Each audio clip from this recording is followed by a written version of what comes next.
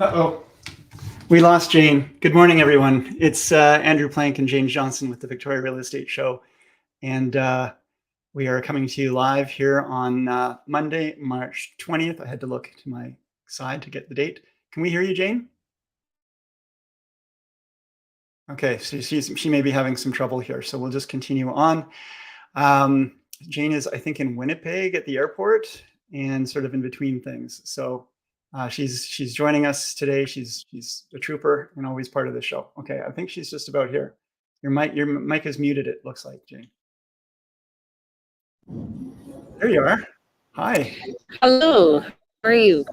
I am great. Where are you off to, Jane? You jet setter traveler all the time. Well, I was just in Toronto for the weekend visiting my family. Can you hear me? I can hear you fine. Yeah, it's coming through great. Yes, long time. It's been many moons. Yeah. So good afternoon. You have your attention, please. I'm in the airport. Let's listen to this announcement and see if there's anything interesting. Can you please go back to the shuttle screening and you left behind? Thank you. Hey, did you go visit Briar Hill while you were there? I did. I got a picture. I'll post it today. It's really funny to me that you are the Briar Hill group and it's a Toronto place, but I think it's amazing, like just how you. So for anybody who doesn't know, Briar Hill is a street that I grew up beside in Toronto, and it was a fabulous neighborhood.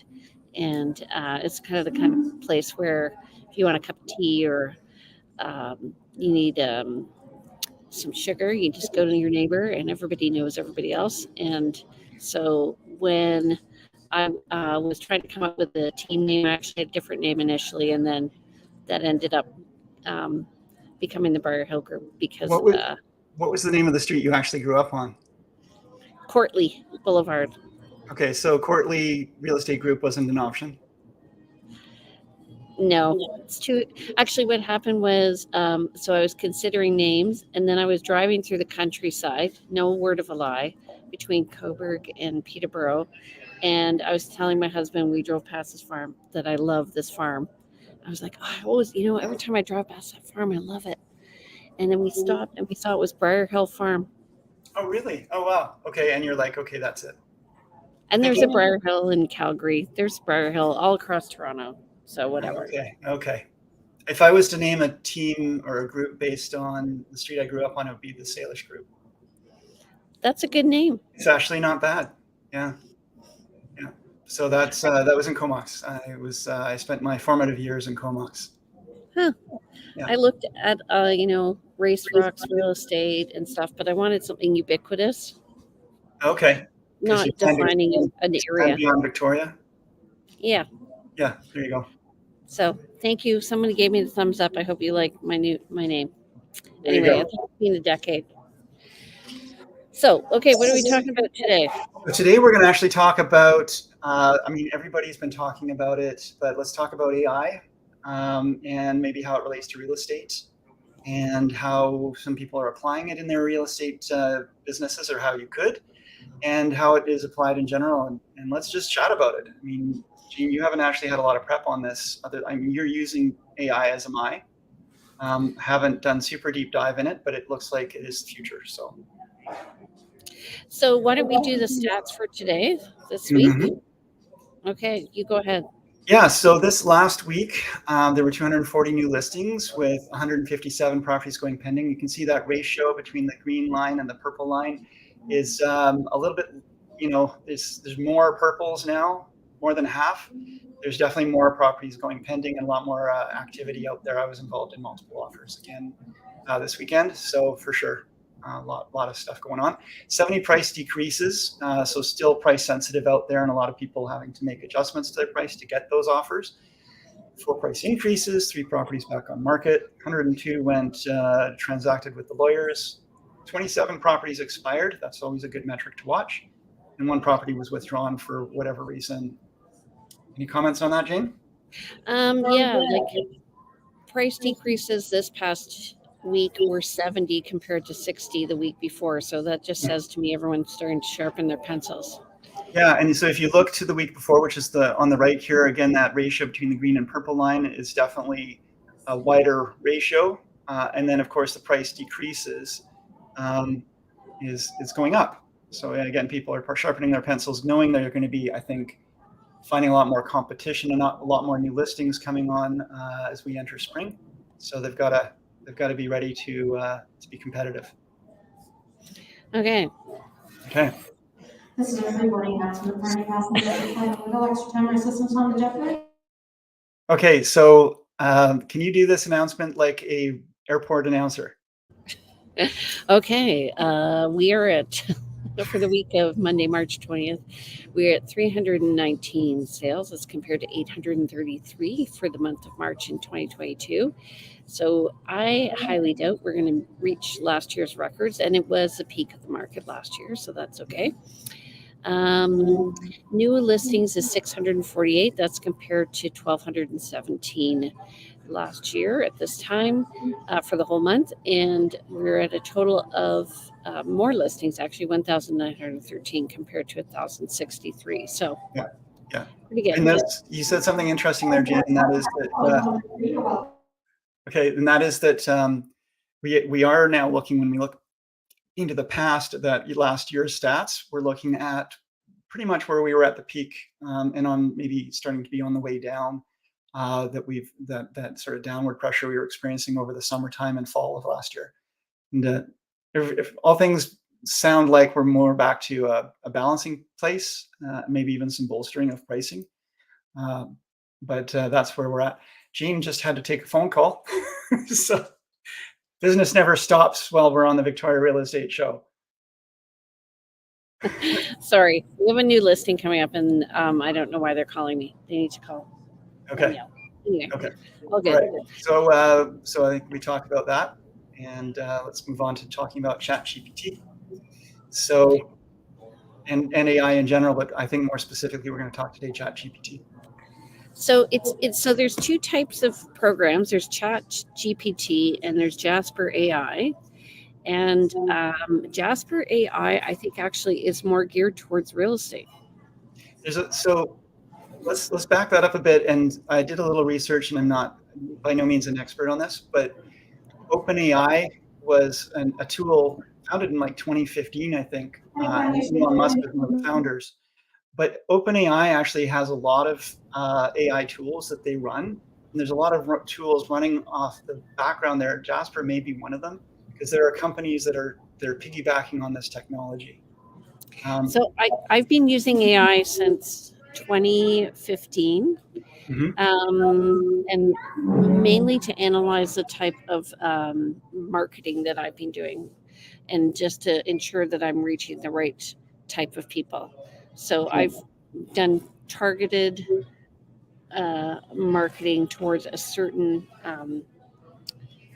my ideal client, to attract my ideal client. Okay. And so how was Jasper helping you with that?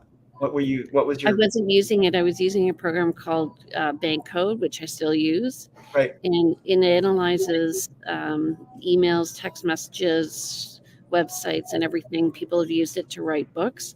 Mm-hmm. And it's not, the difference is these are text generators, and the program I used was a text analyzer. Okay. Interesting. So this ChatGPT is something that a lot of people are using these days as well, and it kind of does a lot. There's things it doesn't do, but it does a lot that is disrupting, I'd say, how things were done in the past. It is a language learning model. It essentially they take a lot of information from various sources, internet sources, and so forth, and send it out to learn. And most of the information it has is based on information up to, I think, a couple of years ago. It does not know everything today. So, for example, when I asked it about myself and told it to tell me about Andrew Plank, the realtor in Victoria, it output wrong information. In fact, it said I was a realtor from. Let's try it. We'll try it again. But it said I was a realtor. Do you want to share your screen and try it? We will in a sec. Oh yeah, okay. Let's just do that. Let me open up chat.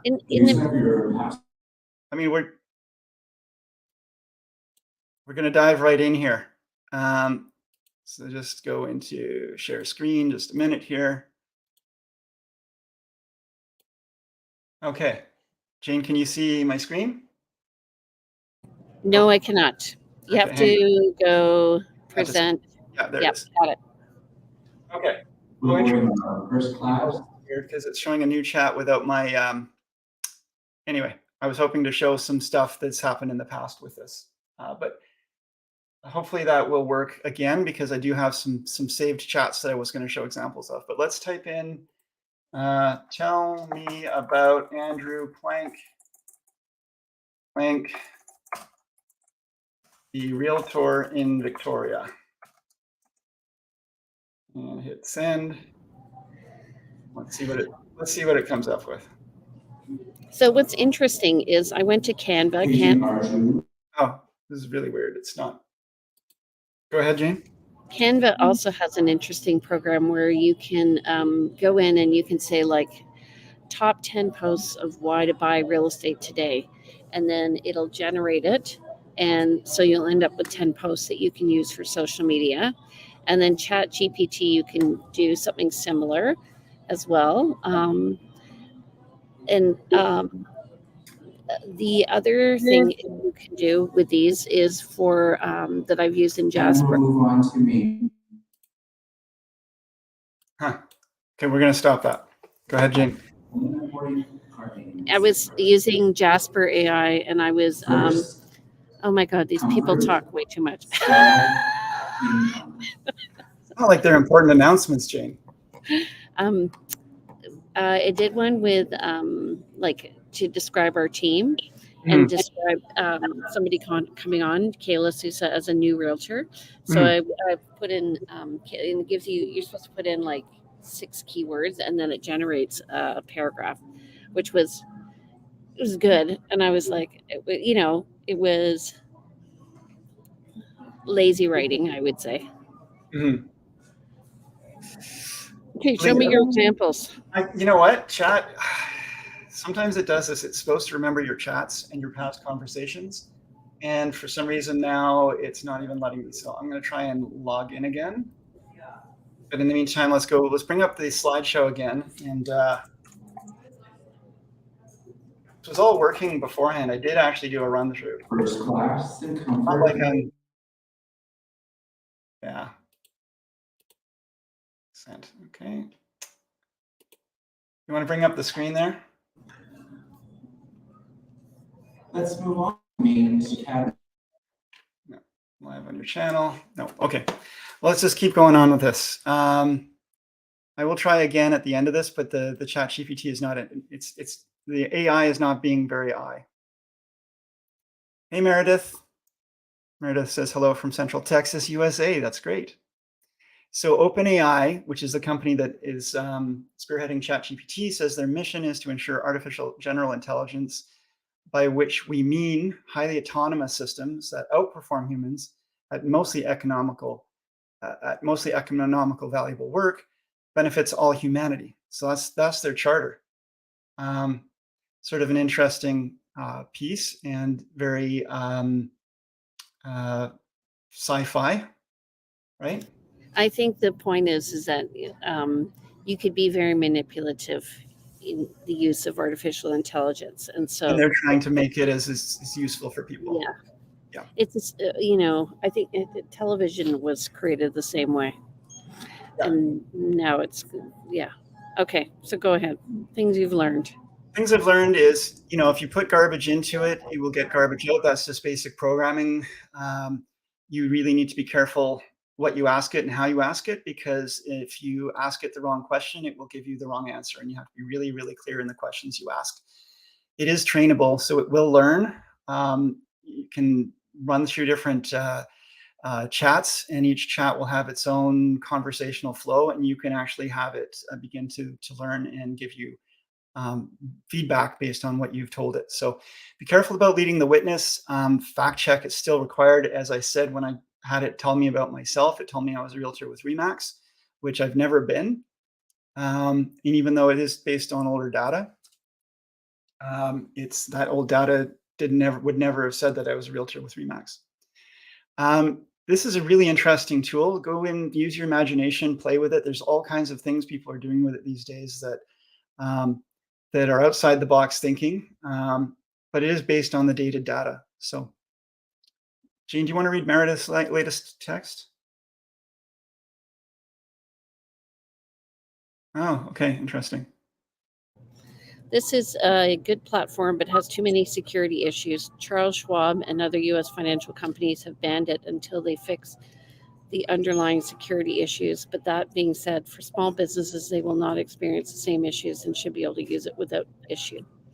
So I'm not sure what she means. Maybe it has to do with, I don't know, maybe is it access to specific data, Meredith, or is it Meredith is a realtor in Las Vegas, Nevada. Oh, but now she's in Central Texas. Okay. I'm getting a message from ChatGPT that they're at capacity. It's interesting because I'm paying for the paid version, which shouldn't be down, but it's giving me a little poem. Actually, let's go back to share screen and I'll show you what it's giving me right now. It does happen, especially if you're not paying for it. I am paying for it, so it should not be doing this as far as I know. But there you go. It's telling me, it's giving me a little poem about itself. It's down, huge demand. It's caused the site to crash. All users will have to wait. Time is needed for servers to catch up. Yeah. So I'm part of an online group where people are discussing the use of this in real estate, and where people I find need help is I'm writing listing descriptions. And they're using it a lot. Yeah. We're going to get some vanilla listing descriptions, is my thought. Well, what's interesting too is like when I talked about the prompting, you can actually play with those listing descriptions as well. But you do have to. I mean, it is probably taking the edges out. Let's talk about that actually. So one of the things I found, there's a recent article just came out recently. It's by an AI prompt engineer, and so she's talking about ways to use ChatGPT to get best results. But what the heck is an AI prompt engineer, and where did this come from, right? Like, so we've got a link here in the slideshow. We can, if you're interested in these links, just send us a message and we'll send you the slideshow. But it's an interesting thing because she was, a writer, and then she got hired as a prompt engineer for copy.ai. And so she writes prompts to train the bot to generate high quality, accurate writing. And that's kind of the key point here is you've got to train the bot AI, anything you're going to use. Jane's nodding her head here. I'm listening to you. Yep. Yeah. So she was in the article, she goes on to explain, so the founder explained that prompt writing a spell, if you say the spell slightly wrong, something slightly wrong can happen, and vice versa.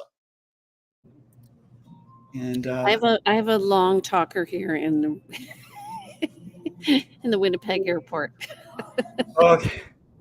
I'm like keep muting myself. Okay, Meredith is saying too much access to critical data from an enterprise perspective that the internal security teams for a company like Charles Schwab are not comfortable with at this time. Smaller companies are not going to have the same type of issues as they're not highly regulated. Yeah.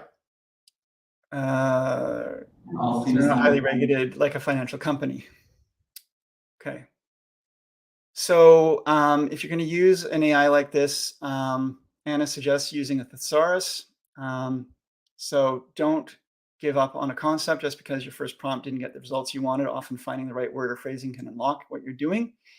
Really pay attention to your verbs. If you want the AI to fully understand your request, make sure your prompt includes a verb that clearly expresses your intent. For instance, condense this is more powerful than rewrite this to be shorter. It is great at recognizing intent, so use that. So for example, today we're going to write a blog about XYZ, or we're trying to write and we'd like your input. Putting an umbrella or of intent over that, what you're doing is always useful, and playing around with the different ways can make a difference. The other thing is, like you can tell it depending on which program you use, what tone. Mm-hmm. You can tell it what tone you want it to output in. Yes, I've got an example of that coming up. Jane, we've lost Jane again. So we'll move on to the next slide. So when it comes to prompts, you can actually find prompts online now. People are actually putting out prompts. So this creative prompt, for example, I want you to act as a novelist. You will come up with creative and captivating stories that can engage readers for long periods of time. You may choose any genre. You essentially tell it what you want it to be, and then it will be that for you. It's a little bit of role play there. And there's all kinds of different prompts you can give it to tell it how to output. I'm really frustrated that chat is at capacity right now because like I had all kinds of stuff set up to give examples about, but anyway, there you go. If you want to see a really good video about chat and its applications, and especially its applications to real estate, this is through RealVolve, which is my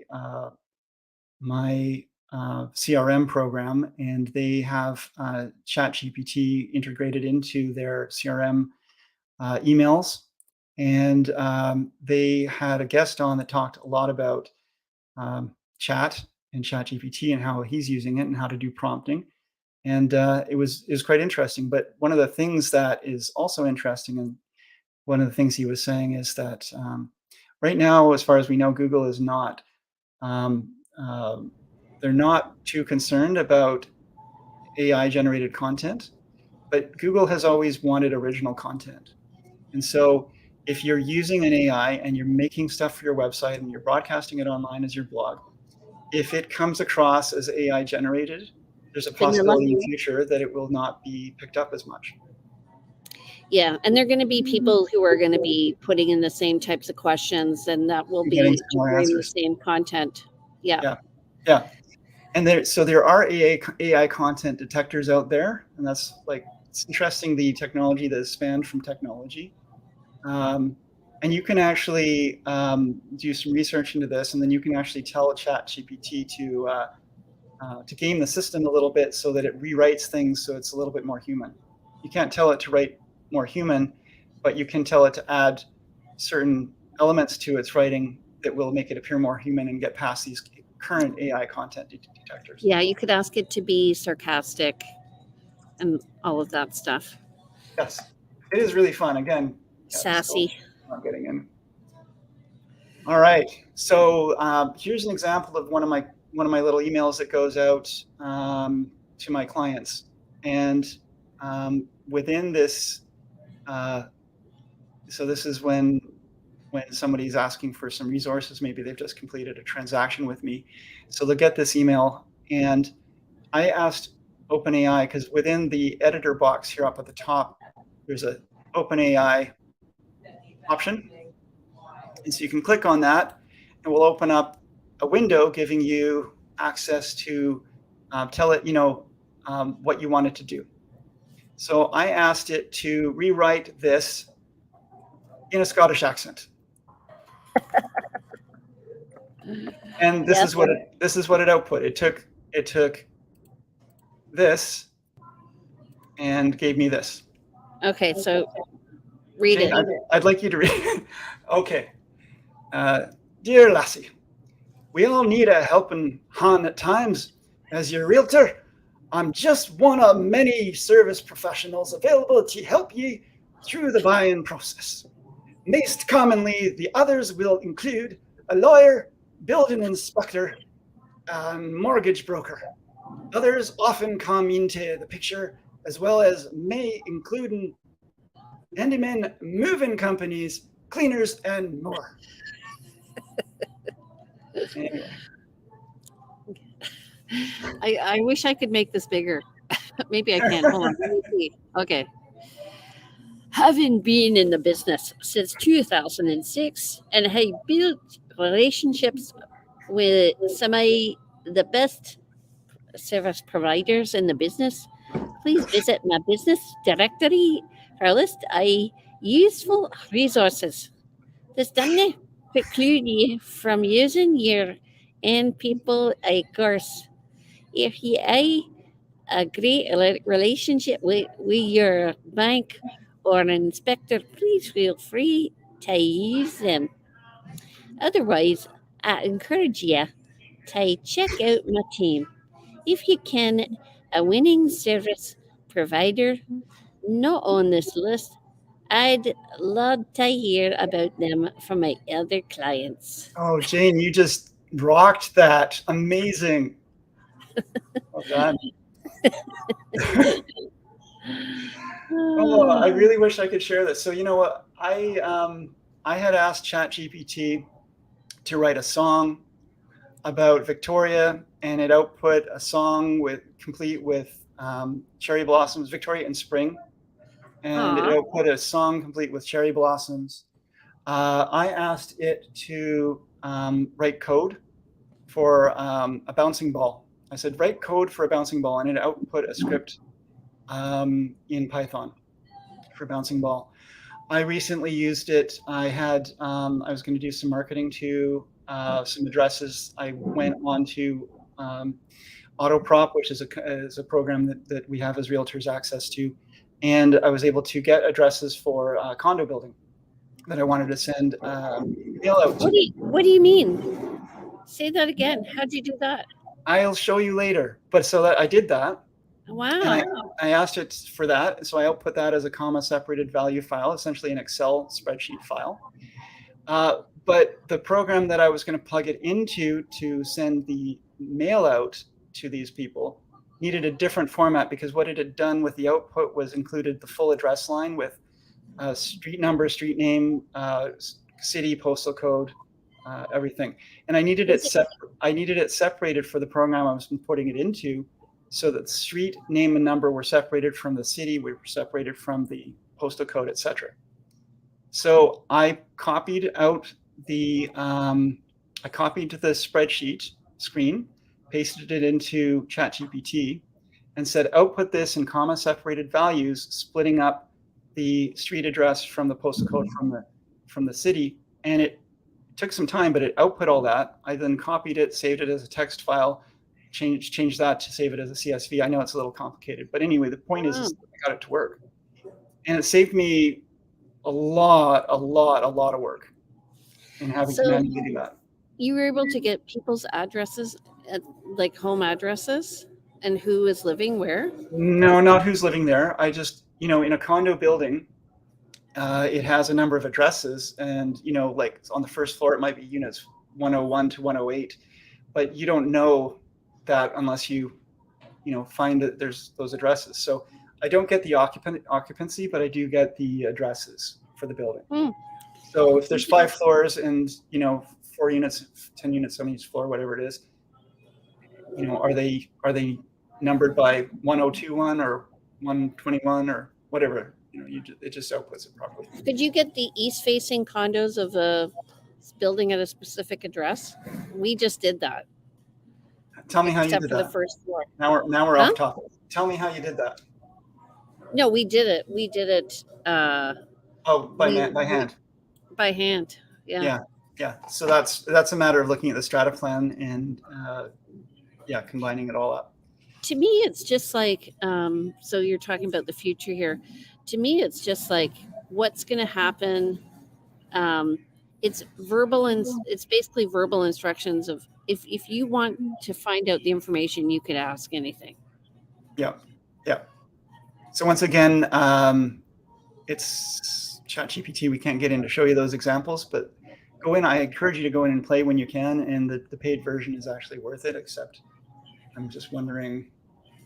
And I've been using Jasper AI, and I've been using it just to use descriptions for listing paragraphs for websites and stuff like that that I'm designing. So highly recommend it. Just try it out, you guys.